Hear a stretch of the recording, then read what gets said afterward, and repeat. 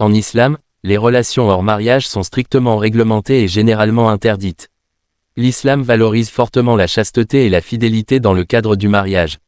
La charia, ou loi islamique, se base sur le Coran et les hadiths paroles et actions du prophète Muhammad pour guider les comportements des musulmans dans toutes les sphères de la vie, y compris les relations personnelles et sexuelles.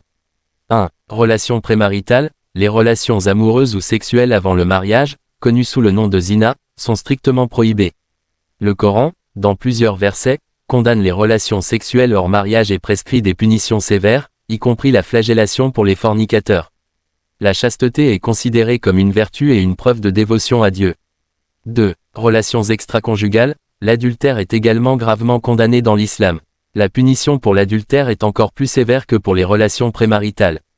Dans certaines interprétations et juridictions de la charia, l'adultère peut être puni de la lapidation.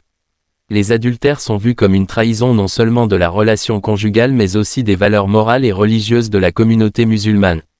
3. Interaction entre hommes et femmes. L'islam accorde une grande importance à la modestie et aux règles d'interaction entre les sexes. Le concept de « mahram », les personnes avec lesquelles le mariage est interdit, comme les membres proches de la famille, et « non-mahram », personnes avec lesquelles le mariage est permis, est central. Les interactions entre hommes et femmes non-mahrams sont généralement limitées et doivent se dérouler dans un cadre respectueux et modeste. 4. Mariage nikah. Le mariage est vu comme une institution sacrée en islam, une manière licite d'exprimer l'amour et les désirs sexuels. C'est non seulement une union physique mais aussi spirituelle et entre deux familles. Le mariage est fortement encouragé et recommandé pour éviter les tentations du zina et pour établir une société basée sur des familles saines et solides. 5. Repentance. Malgré les interdictions strictes, l'islam ouvre toujours la porte à la repentance. Si quelqu'un commet un péché comme le zina, il est encouragé à se tourner vers Dieu avec un repentir sincère, demander pardon, et essayer de corriger son comportement.